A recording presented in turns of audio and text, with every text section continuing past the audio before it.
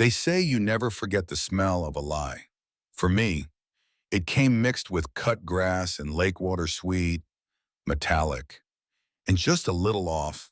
But that came later. First came the freeze-frame hazmat suits dragging dead fish out of the shallows, yellow police tape flapping like war banners, and Karen Holloway screaming across it all like the self-appointed general of a neighborhood at war.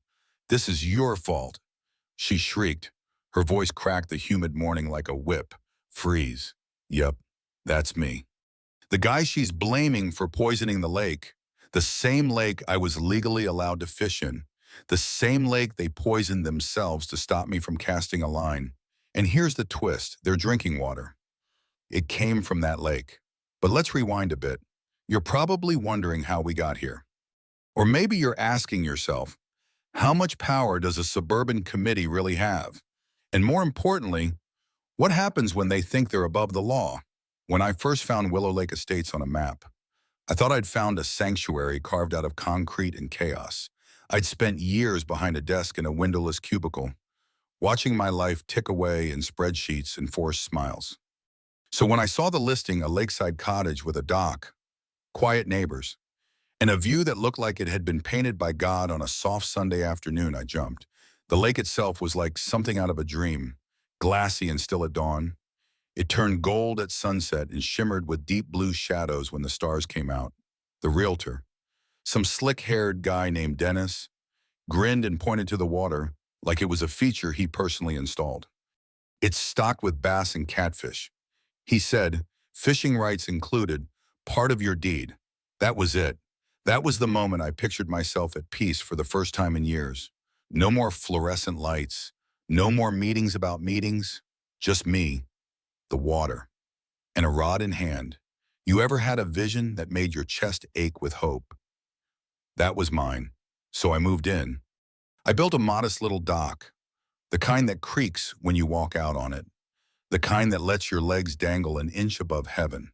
I didn't throw parties, didn't install a jet ski or blast music. I just fished, morning coffee, evening beer.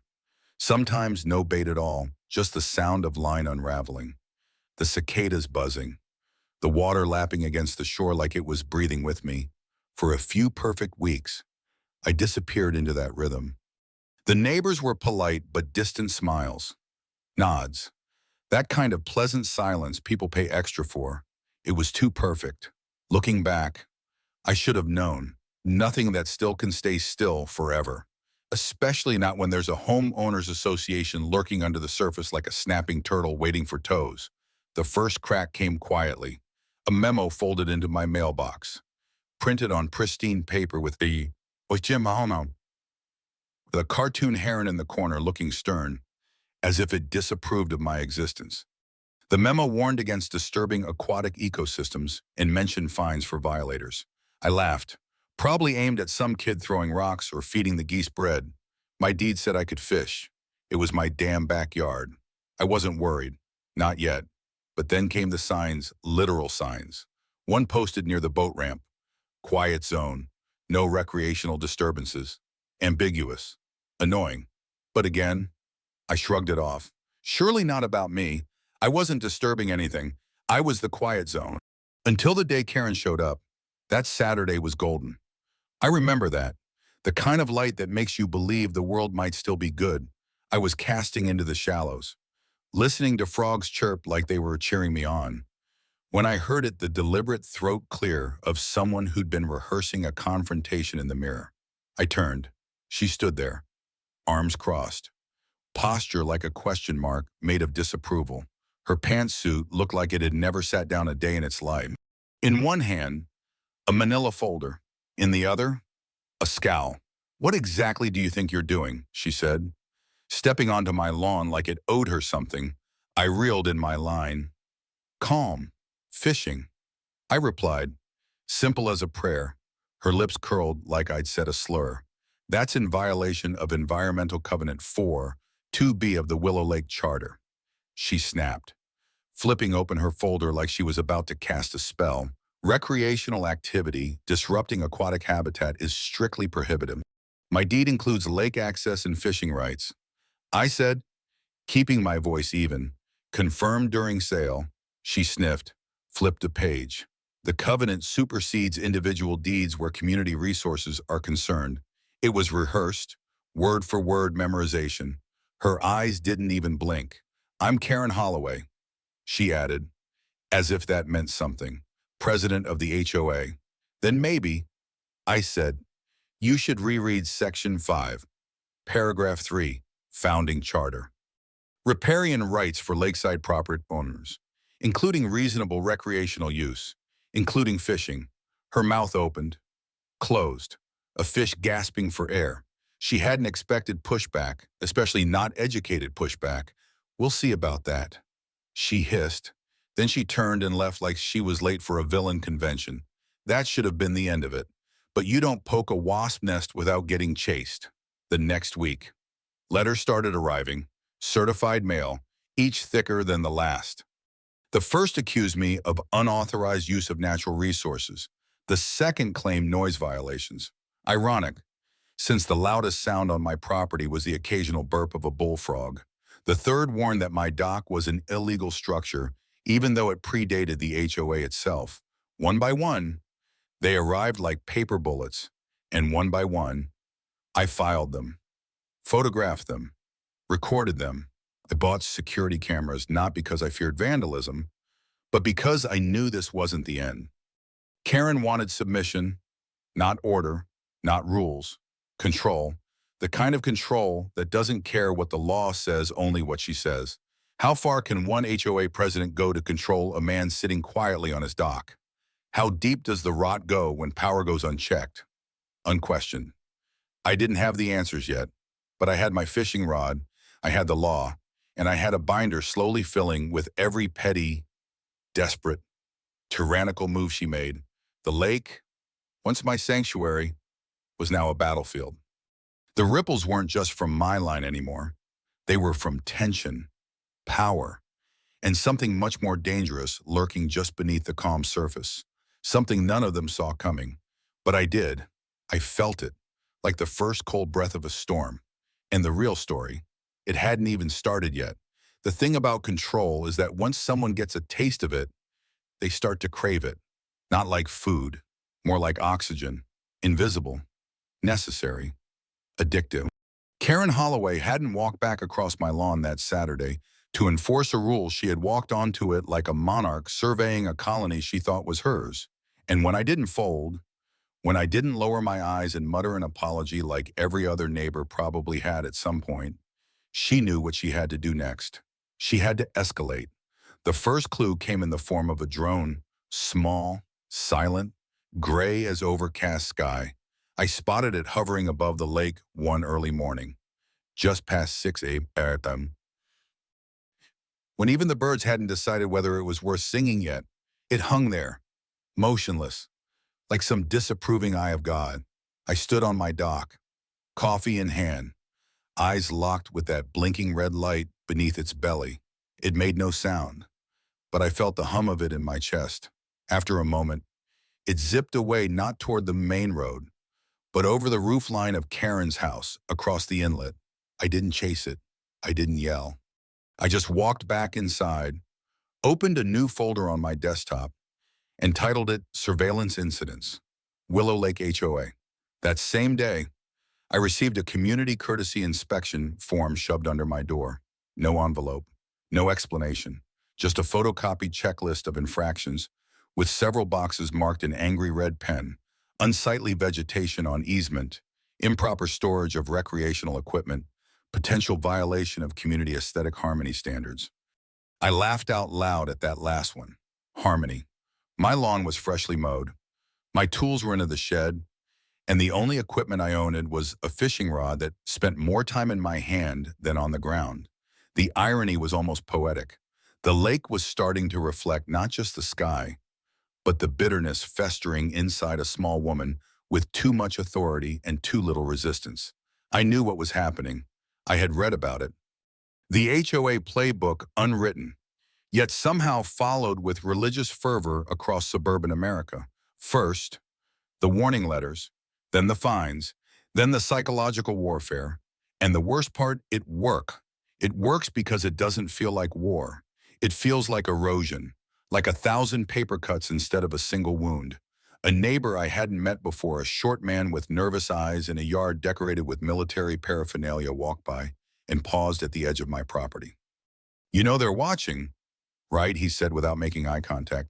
I didn't answer, but he nodded like I had. "They did it to the Shaws. Took them 3 years to sell. Nobody wanted the problem house." He walked on. "That night, my mailbox was left open. Nothing missing, nothing added, just open. The flap dangling like a crooked smile. I closed it slowly, wondering who had stopped by and why they hadn't left a note. The next morning, two women in visors and HOA polos walked the perimeter of my backyard with clipboards. One held a tape measure. The other took pictures of my dock like it was a crime scene. I waved. Neither waved back, just scribbled something and moved on. They didn't cross the property line. Not yet, but I could feel them pressing against it with me to their stares. The harassment grew creative. A citation arrived for water runoff irregularity, despite the fact that it hadn't rained in 2 weeks. Then a community-wide email went out warning about improper disposal of fishing-related materials, with no names mentioned but a photo attached. My dock, my chair, a tackle box and frame, cropped just right to suggest disorder. My phone rang that afternoon. It was a number I didn't recognize. I let it go to voicemail. "We know what you're doing," the voice said. Male, calm, no emotion. "You're violating harmony. Please reconsider your behavior." That night, my trash bins were tipped over. Nothing taken, nothing broken, just a mess, an annoyance. A message. I picked everything up in silence and checked the camera footage. Nothing but a flicker, a shadow between frames, subtle, almost professional. So I upgraded my system. I added motion lights along the tree line and infrared lenses on the roof. I installed a private trail cam at the edge of the lake facing the main access path. I wasn't preparing for a fight, I was preparing for documentation. The kind that doesn't just win arguments, the kind that wins lawsuits. But still, the pressure was getting to me, not because of what they were doing, but because of what they were willing to do. Because every day that passed, it became clearer this wasn't about me breaking rules. It was about me refusing to be ruled. I started noticing small things around the neighborhood. A car parked a little too long in front of my driveway. A group of walkers who suddenly stopped talking when I passed. A neighborhood watch meeting sign posted on the community board with a suspicious line, "Agenda maintaining ecological and visual tranquility around the lakefront." I attended that meeting. I sat in the back row, silent, arms crossed. Karen stood at the front like she was hosting a TED Talk on passive aggression. She clicked through a PowerPoint titled "Preserving Willow Lake's Delicate Balance." Slide after slide of blurry photos, people fishing, boats near the reeds, ducks startled mid-waddle. She never said my name, but every image was a variation of me. A silhouette that looked like me, a dock that looked like mine. She spoke in vague terms: some residents, certain individuals, increasing disturbances. The crowd nodded along, hypnotized by the rhythm of compliance. I raised my hand. She froze. "Yes," she said, already bracing. "Can you show the community the covenants that override individual lake access rights?" I asked. A pause. "This isn't a legal seminar," she snapped. "This is a community forum. Then you should be careful about presenting selective data as policy." I replied. Silence. A few coughs. One guy near the door looked down, clearly uncomfortable. Karen moved on, but her eyes were daggers. When the meeting ended, people shuffled out without looking at me. One woman mumbled good luck under her breath. I stayed until everyone had left. I walked up to the presentation board, took a picture of every slide, filed it under propaganda materials. WLHOA. I knew now this wouldn't stop until something snapped. And the worst part, I was starting to see it in the lake. The tension, the stillness that wasn't calm, but paralyzed. Fewer fish near the surface. The waterline lower than it should have been. A strange, almost metallic sheen when the sun hit at the wrong angle. Something was wrong, and deep in my gut, I knew they were planning something bigger. This level of desperation wasn't sustainable. They couldn't win through rules or reason, So they would try something else, something toxic. The question was when, and what would die before the truth came out. It started with a smell, not strong, not offensive, just wrong, like a memory misplaced. I stepped outside that morning, expecting the usual bird song tangled in branches, the lake breathing steam as it kissed the early sun, the gentle hush of water that had become the rhythm of my mornings. Instead, I stopped short on the porch, mug of black coffee trembling in my hand. The air was sharp, a chemical tang beneath the dew. It coated the back of my throat like burnt plastic and sour rain. I frowned, stepped forward. My boots squelched into grass still wet from night, but the dampness didn't smell like rain. It smelled like fear pretending to be something else. Halfway to the dock, I saw them, white slivers on the surface. I thought maybe it was just pollen or petals torn by wind, until I got closer and realized they were bodies. Fish, dozens of them, some no larger than a finger, others massive bass I'd seen glide beneath the dock for weeks. Catfish with whiskers like old men. They floated belly up, scales flashing sickly in the light, mouths gaping in silent screams. It was like a battlefield after a war no one heard. I knelt, stunned. One old catfish, the same one I'd caught and released twice, hung near the reeds like a deflated balloon. Something inside me cracked. I didn't scream. I didn't cry. I just moved. I pulled out my phone, snapped photo after photo, wide shots, close-ups, timestamps. I called the county's environmental office, kept my voice steady, recited what I saw like a witness at a crime scene. By noon, a team was there, khaki vests, notebooks, sterile gloves, waiters stretching over their legs as they waded into the shallows with sampling kits and calibrated expressions. Craig, the lead investigator, took water readings while kneeling beside a rotting crappie. I stood nearby, silent, fists buried in my pockets. Then Karen showed up. White SUV screeched to a stop, two wheels up on the curb like an emergency. She stepped out, dressed in stark white, as if the color could scrub guilt off her skin. Her walk was fast and furious, every step accusing the earth of allowing me to exist. She beelined to Craig, launched into a breathless monologue loud enough for the entire cove to hear. "It's him," she said, jabbing a manicured finger in my direction. "He's always out here. You've seen the tackle. Who knows what kind of bait he's using? God knows what chemicals are in that water now. We've been warning him for weeks. This is what happens when people think they're above the rules." Craig glanced at me, then back at her. He didn't nod, didn't frown, just kept writing. Karen's voice rose an octave. She said the word contamination 3 times in less than a minute. I just watched her, stone-faced, and took a long sip of my coffee, let her perform, let her bury herself in her own noise. Later that day, I found a paper taped to my front door, another HOA warning. This one with new language, pending legal review, ecological liability, and potential civil damages. They were laying the foundation for something bigger, something dirtier, but they had made a mistake. They thought I was playing defense. I wasn't. I had already installed new cameras, 2 on trees, one disguised near the shed, all pointed toward the dock and lakeshore. I'd begun testing the water myself, 3 sites, 3 depths, daily samples. I'd learned how to read turbidity reports, how to check for pesticide residue, and how to log patterns in fish behavior. I wasn't just watching, I was building a case. And then I met Mrs. Jensen, 83 years old. Walked a schnauzer named Mookie every morning along the lakeside trail. She approached one day while I was logging water temps, her face like a question wrapped in kindness. "You seen the truck?" and she asked. "Which truck?" I replied. "Big white one," she said, squinting like she could still see it. "Came around last week. Had men in suits look like astronauts. They backed up to the water center, started pouring things out of plastic drums. I thought it was county work, but they left quick. No signs, no city seal." That night, I started reviewing footage from my trail cam. Nothing clear. But then a single-frame 212A M, a white pickup truck pulling up by the lake access road, headlights off, two figures unloading drums. I zoomed in, enhanced, squinted at the grainy logo on the driver's side door, three blurry letters AQM.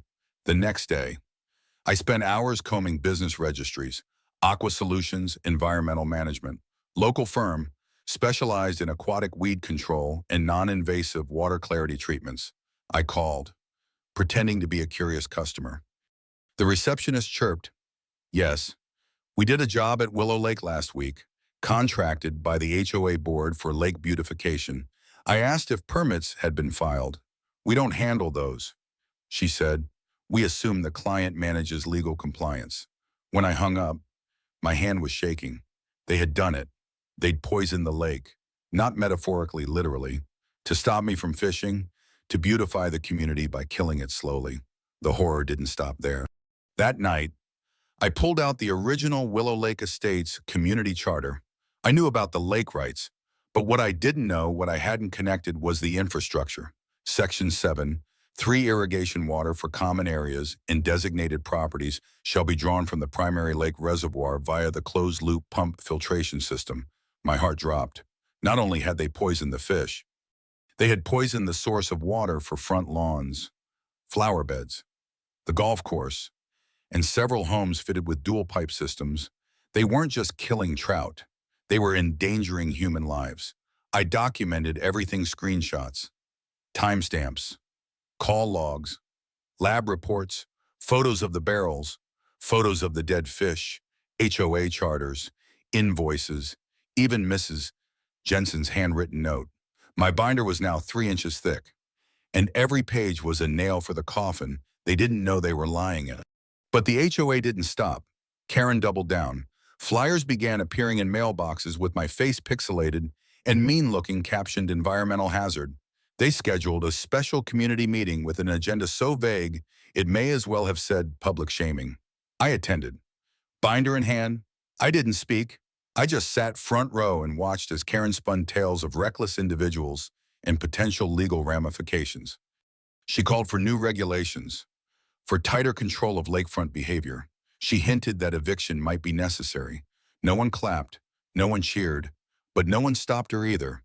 That was the danger, the silence, the way fear spreads when people think they might be next.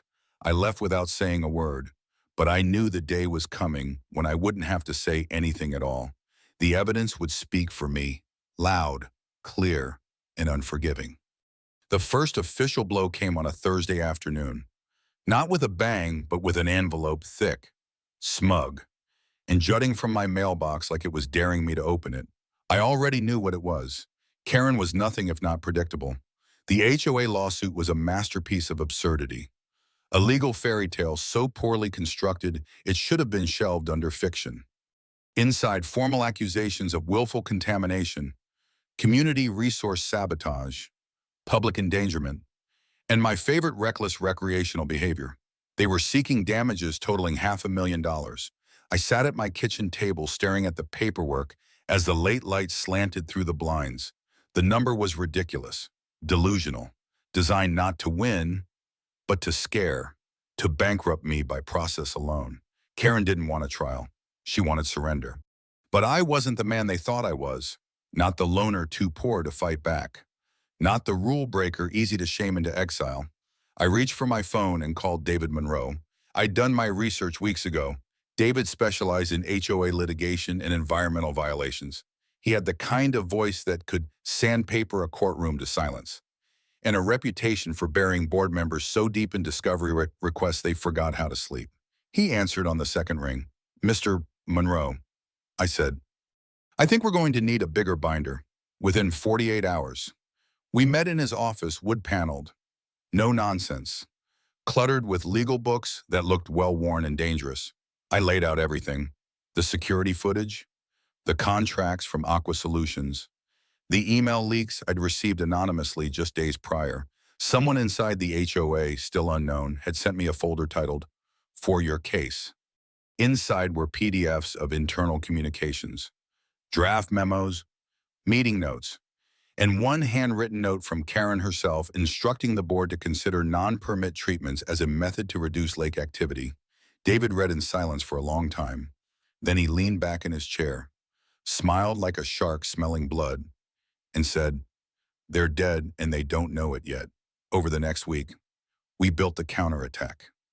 David filed a countersuit against the HOA and named the board members personally, Karen at the top, for willful environmental damage, negligence, libel, and malicious abuse of authority.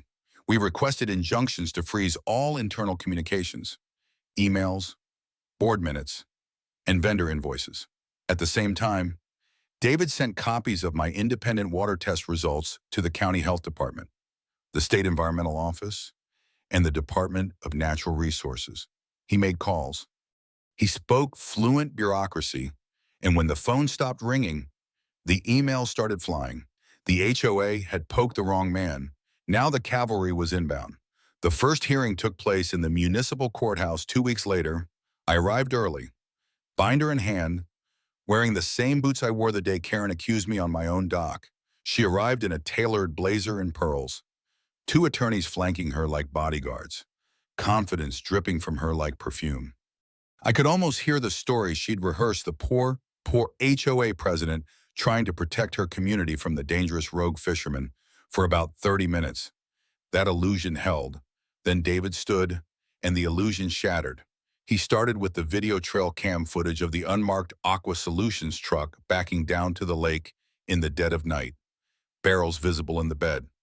He moved on to the subpoenaed invoice dated, signed, and listing aquatic herbicide application under a Willow Lake HOA billing account. Then came the toxicology report, dangerously high levels of alachlor and triclopyr in the water, both banned for unregulated public use. Finally, David read aloud excerpts from the HOA's own community charter, confirming the lake's integral role in the irrigation system for shared spaces and select home. Karen's face changed slowly over the course of David's presentation. First indignation, then disbelief, then something closer to panic. Her attorneys scrambled, objected, argued relevance. The judge, a silver-haired woman with an expression carved from stone, overruled them every time. By the time we adjourned, it was clear to everyone in the room this wasn't a petty neighborhood squabble. It was a public health crisis masquerading as community policy. And the press had already caught the scent. The next morning, the local paper ran a story, "Private Lake Contaminated." Under fire, a photo of the hazmat team removing fish. A quote from Craig, the environmental inspector, and buried near the bottom. My name quiet, factual, and finally vindicated. By the end of the week, the news had spread. TV vans parked outside the community entrance. A reporter cornered Karen in the parking lot of the HOA building and asked her point blank whether she'd authorized the use of restricted chemicals. She muttered something about beautification and was ushered away. But the footage aired, and the damage was done. Inside Willow Lake, panic set in. Notices went out to residents warning them to avoid contact with lake water, to disconnect irrigation systems, to stop using lawn sprinklers. The golf course was shut down indefinitely. Children were told not to play near the shoreline, and the value that Karen and her cronies had claimed to protect the property value began to evaporate. For sale signs sprouted like weeds. Buyers vanished. And inside the boardroom, the real unraveling began. The anonymous leaks resumed. More emails, meeting minutes. One particularly damning thread showed Karen instructing members to think outside regulatory channels and resolve the fishing nuisance with discretion. Another suggested coordinating an incident that could shift blame. Someone, maybe more than one, was clearly trying to jump ship, and David was catching every name. The second hearing was worse for them. David introduced witness testimony. Mrs. Jensen, her schnauzer in tow, politely recounting the strange men and unmarked truck. Then came a homeowner from the dual pipe section of the community who developed a rash after showering during the contamination period. The judge ordered a full investigation. The county stepped in, and Karen's lawyers began to sweat visibly. At one point, they requested a private settlement. David refused. They don't get to bury this in silence. He told me, they lit the fire. Now we let it burn, and burn it did. A third hearing brought criminal charges into play, falsified permits, misuse of community funds, reckless endangerment. The HOA insurance provider pulled coverage. Karen's smile, once weaponized like a blade, now cracked under courtroom lights. The judge ordered board operations frozen pending review, bank accounts locked. The HOA was now a body without a pulse. And Karen, she was about to find out what real accountability tasted like. The courtroom was so quiet you could hear the second hand ticking on the wall clock behind the judge's bench, a kind of silence that felt like breath being held by an entire town. I sat at the plaintiff's table, spine straight, fingers clenched around the edge of my chair. Across the aisle, Karen Holloway looked smaller than I had ever seen her. The usual armor pearls, blazer, perfectly coiffed hair remained intact, but something in her posture had collapsed. She wasn't here to rule. She was here to answer. The judge entered, robe flowing like a curtain, drawing back on the final act. No preamble, just business. The verdict came in precise, surgical words that didn't shout but cut. The Willow Lake Estates Homeowners Association was found liable for malicious destruction of private property, gross negligence regarding environmental safety, willful endangerment of residents, and defamatory conduct toward an individual homeowner. The court ordered $2.7 million in damages, restitution, and environmental reparations. But it didn't stop there. The judge, citing a pattern of misconduct and systemic abuse of power, mandated the dissolution of the HOA itself permanently. The board's authority revoked, its charter voided, its operations terminated under legal supervision. Karen's attorneys leapt to their feet, filing a motion to delay dissolution pending appeal. The judge didn't blink, denied, with prejudice. The gavel fell like thunder. And just like that, the HOA was dead. But the real death blow came weeks later. When the county prosecutor announced the findings of the parallel investigation, turns out Karen hadn't just overstepped. She'd gone full rogue. The Aqua Solutions contract signed without proper board vote, the permit numbers on file fabricated, emails warning of toxicity, deleted from official records but recovered during digital forensics. She had personally falsified 3 documents, backdated signatures, and knowingly withheld environmental data once the first wave of fish floated to the surface. The grand jury needed less than a day. Charges: falsification of government documents, reckless endangerment, environmental sabotage, and obstruction of justice. Karen Holloway was arrested outside a Panera Bread in broad daylight. The photo hit local media like a lightning bolt, her face pale, lips pursed, wrists cuffed behind her back. It was surreal, but it wasn't satisfying. Not yet. Her trial dragged through weeks of testimony, former board members flipping for leniency, HOA vendors admitting to verbal orders with no written trace, whistleblowers emerging from the very community she once dominated with clipped tones and clipboard tyranny. Her lawyer tried to paint her as overwhelmed, misunderstood, a woman trying to keep order in a community spiraling out of control, but the evidence spoke louder and colder. Surveillance footage, email trails, phone logs, lab reports, testimonies, all pointed to a single truth. This wasn't mismanagement. It was malicious orchestration. When the guilty verdict came in, Karen didn't cry, didn't flinch. She stared straight ahead, jaw clenched, as if trying to will herself into marble. The judge sentenced her to 8 years in state prison without the possibility of early parole. There were gasps. A woman in the back clapped once before catching herself. I just sat still. No smile, no fist pump, just quiet. Because this wasn't revenge. It was truth. Finally dressed in full daylight. The aftermath wasn't cinematic. It was slow, like watching a tide roll out and reveal everything hidden beneath. Without the HOA's iron grip, Willow Lake changed, not overnight, but undeniably. The office building that once served as Karen's palace of order was padlocked and emptied. Documents seized. Hard drives wiped for evidence. The sign out front, once pristine and hand-painted with heron silhouettes and serif fonts, now hung crooked, paint peeling like sunburned skin. The golf course stayed closed. Grass turned brittle. Sprinklers rusted, lawns browned, and the homes those carefully curated suburban emblems lost their gloss. Property values plummeted. Banks froze refinancing deals. Real estate agents stopped returning calls. At first, panic spread like rot, but something else grew in its place. Without the HOA breathing down their necks, residents started talking, not in clipped, fearful nods, but in real conversations. Neighbors knocked on each other's doors, offered to help patch fences, swap garden tools, fix sprinklers with borrowed parts. People stopped hiding behind hedges and started building something softer, fragile, but real. Someone set up a community group chat. A woman named Dana started organizing volunteer cleanup days. Kids rode their bikes freely again, even leaving helmets on porches without worrying about violations. The neighborhood didn't fall apart.